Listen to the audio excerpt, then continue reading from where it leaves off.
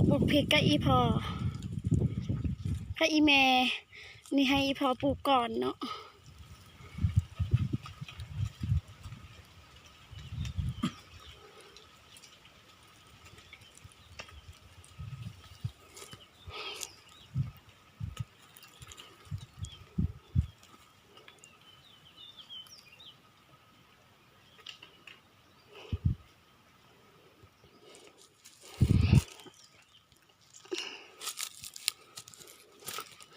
มันกำลังแดดเลย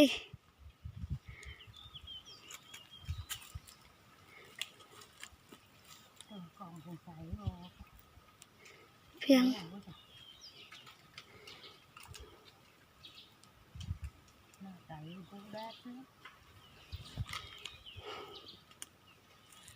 สบายดี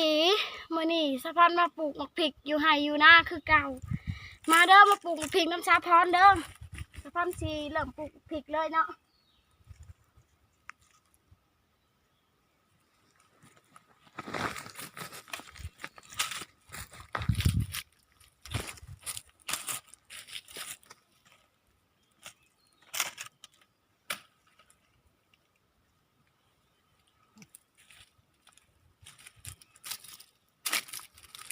อยู่หน้าห้องหินคนผ่า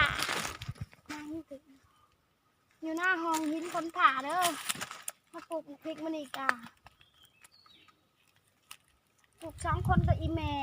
3 คนแล้วก็มีอีพอเลย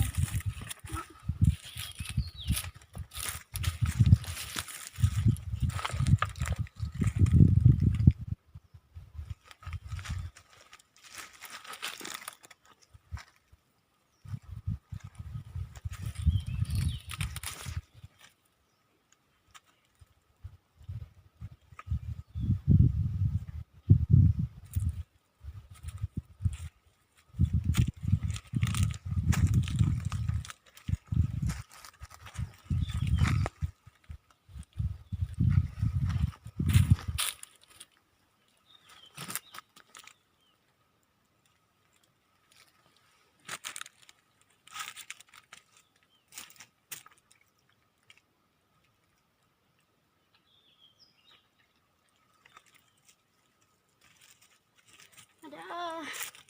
ไปสะพอนปลูกแล้วได้ปลูกพริกมาดีกว่า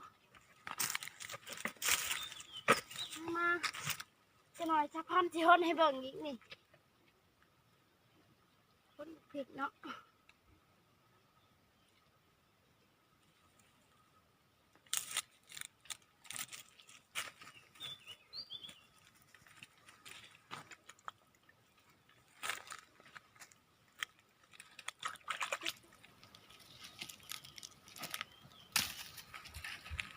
มันเด้อมาปลูกพริกเด้อ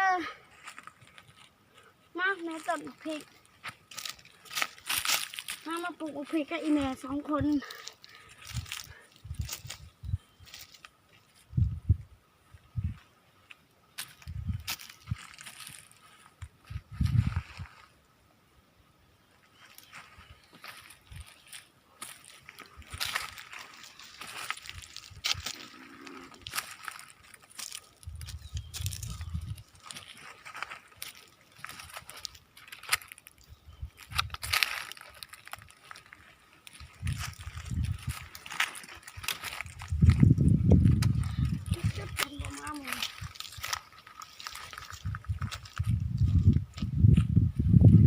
กำลังมาปลูกพริกอยู่นากับอีแม่2 คนนี่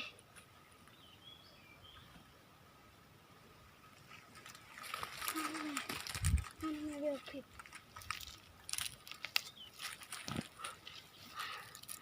เรามาปลูกพริกเดิมมาเด้อเริ่มปลูกพริก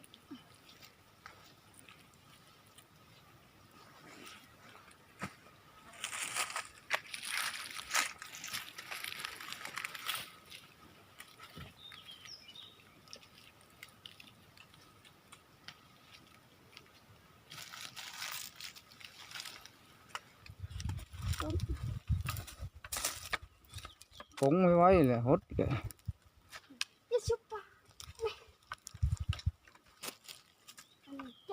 บอก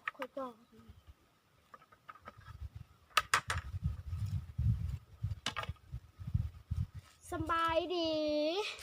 มื้อนี้สะพอนมาปลูกบักพริกแล้วก็สิฮดบักพริกพร้อมอยู่หน้าห้องหินพ้นผาเนาะ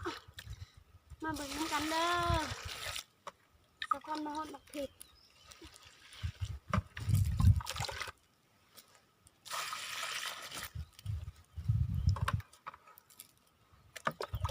ทำมาสิพอ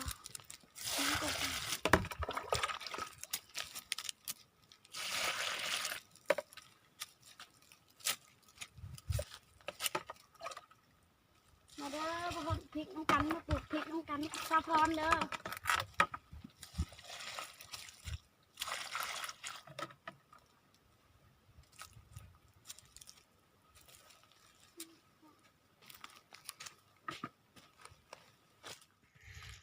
มื้อนี้ก็มาฮดกับอีแม่เนาะ2คนนี่ก็คืออีแม่ฮดเนาะมาฮดอันมักพริกมื้อนี้อีพ่ออีแม่สามัคคีกัน3คนเนาะอยู่ในหน้าห้องหินพ้นผาสะพอนมาฮดมักพริก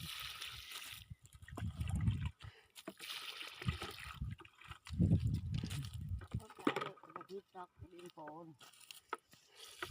ดินเปียกก็อย่าเป็นยังไง